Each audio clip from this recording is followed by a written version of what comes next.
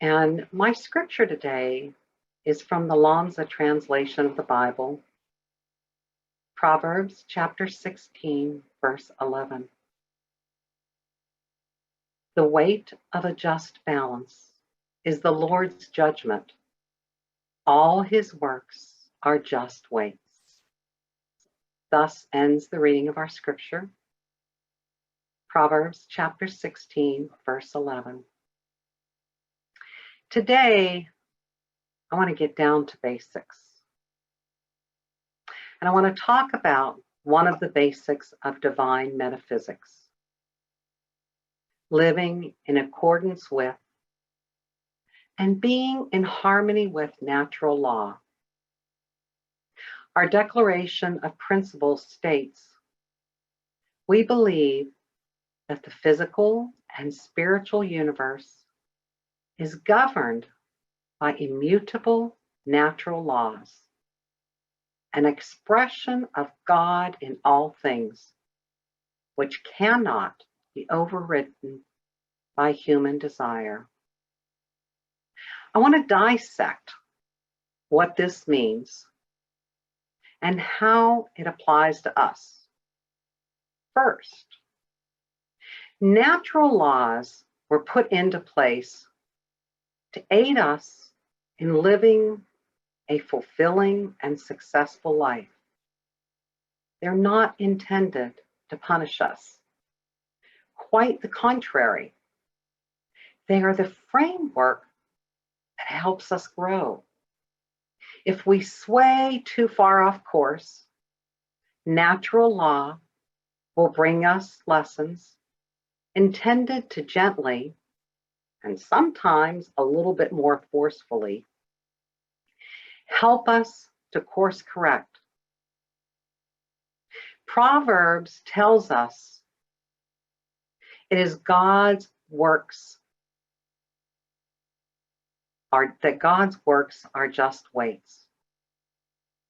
This is God in action, guiding us to stay in harmony and always balancing the scales. The principle also says that natural law cannot be overridden by human desire. Sometimes it can be challenging to watch those we love going through difficult situations that may be a result of what they put into motion. And as much as we would like to stop or suspend natural law, what they put into motion will follow the flow of this universal law until it is brought back into balance. Despite our desire and despite our well intentions, we cannot take on another person's lessons or the consequences they created. But what we can do for them is we can help them get through it. We can't do it for them, but we can help them get through it. Which leads me to the first natural law I want to discuss, and that of our scripture lesson, the law of balance. When we are in balance, we are in complete harmony. There are no extremes in our life. And balance is the foundation of the universe. Because when we are in balance, we are the most powerful. The pendulum is in a restful state, and we are not expending energy swimming against the current. We are in a state where we are centered in our God consciousness. And in this state of being centered in our God consciousness, this is where our power lies. Andrew Jackson Davis, the father of Harmonious philosophy, gave to us the principle of the magic staff.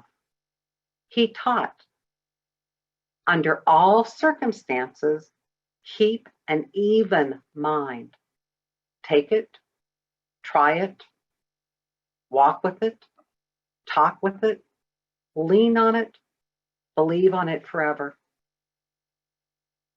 He was teaching us that to remain in balance, we should keep an even mind.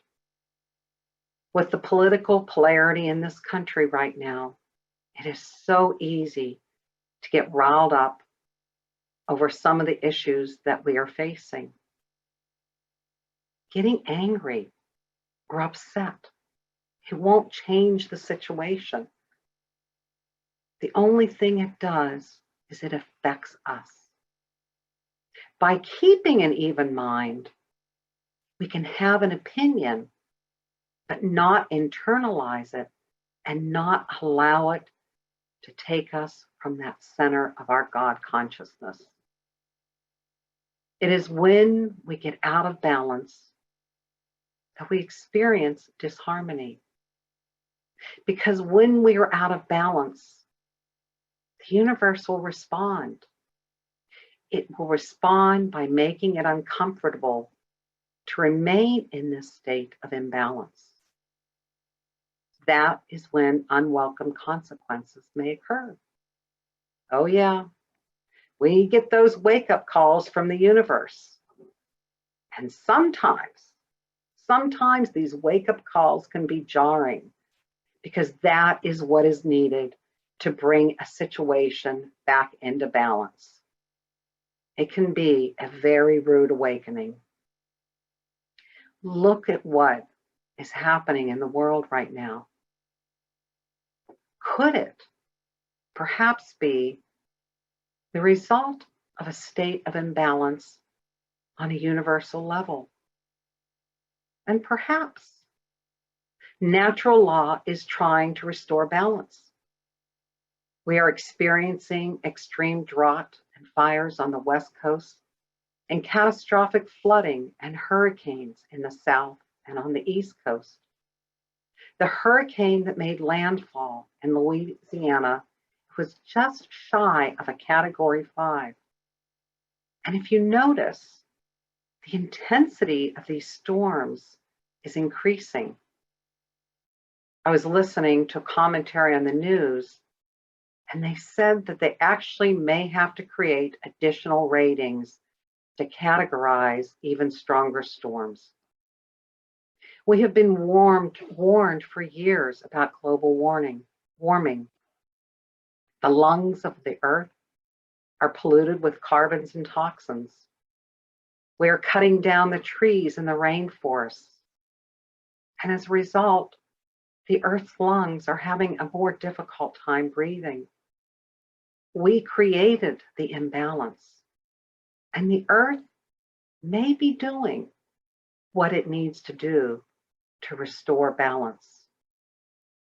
Unfortunately, the longer we put our head in the sand and ignore these wake-up calls, whatever they may be in our lives, the harder the lessons become. Not only on a global level, but on a personal level as well. I have held these wise words through my life. My mother always said, Miss Pamela, until you learn the lesson, it will repeat itself. And indeed, repeat itself it did. In those dark days of the soul, I would remember this. And I would say to myself, I don't want to go through this any longer. God, help me learn the lesson. Help me learn the lesson so I can get through it. Help me find my balance. Because when we are ready to face the music and move from denial to an acceptance, that is when we can begin to heal and restore balance. Personal responsibility.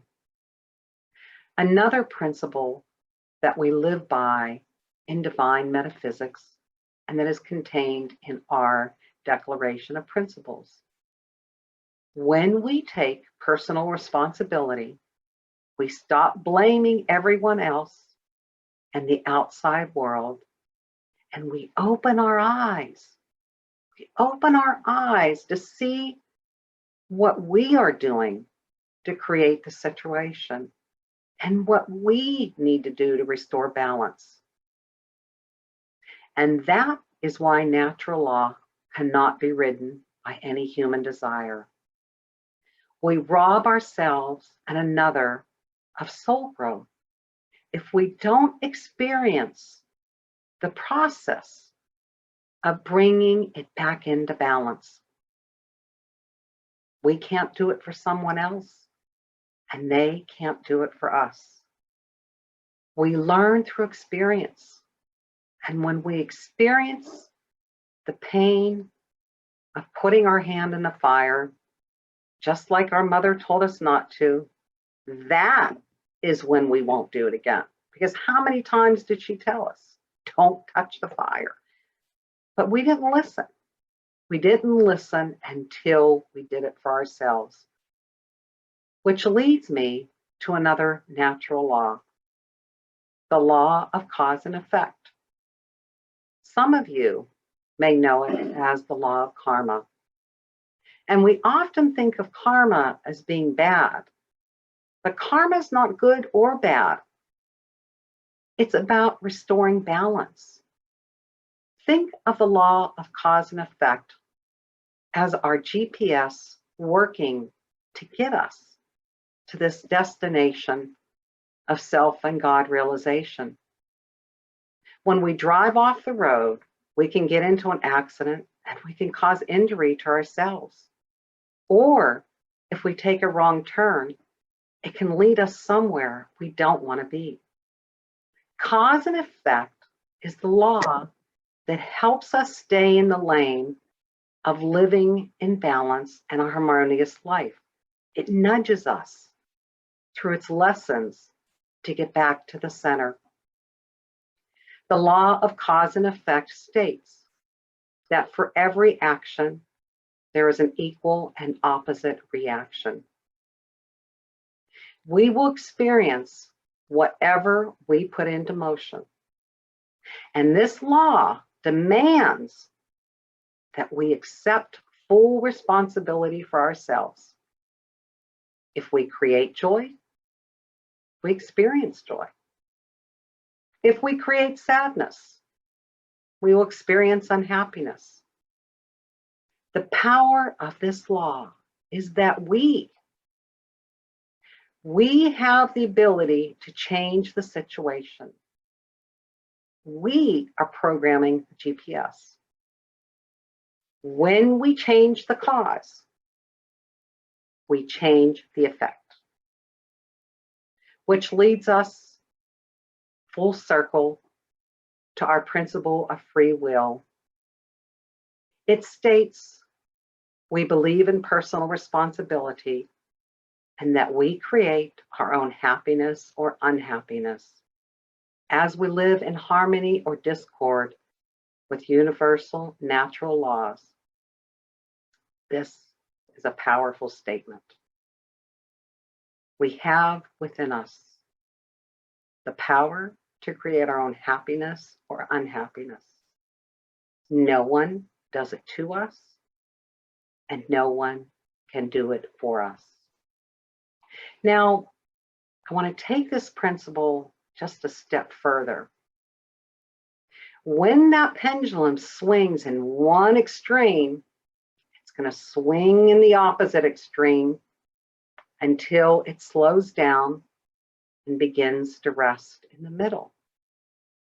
The greater the extreme, the longer it will stay in motion, and it will take even longer till it finds that center. The Hermetic philosophy, which is ancient teachings predating the Bible, has 7 principles. And one of these principles is cause and effect. The masters of the Hermetic philosophy understood the art and the method to rise above the ordinary plane of cause and effect by mentally rising to a higher state of consciousness. What does this mean? It means they learn to become the causers instead of effectors. Being a causer means to act rather than to react, creating with our mind and our thoughts to envision what we want as the outcome, rather than waiting for the outcome to come to us. Taking personal responsibility by becoming the causer. Not being a pawn on the chessboard, but being the master of the chessboard. The masters of the Hermetic philosophy learned to use this principle to their advantage. They rose to a higher plane of consciousness, and they were able to control the swing of the pendulum rather than being controlled by it. They used their will to stay in balance and rest the pendulum at that point that brought them the greatest joy and harmony. They kept an even mind, and they became the masters of their world. And they taught us that we too can become masters of our mind and maintain balance and harmony. As we master our consciousness and use our ability of being the causer, we tap into this great divine power, into that power of God that dwells within us to unlock the doors of joy and harmony. Natural law is intended to help us live a harmonious and fulfilling life. The scales of balance bring justice and harmony. Strive to be the master and the causer, rather than being swept away by the effects. All of God's works are just weights to bring it into balance.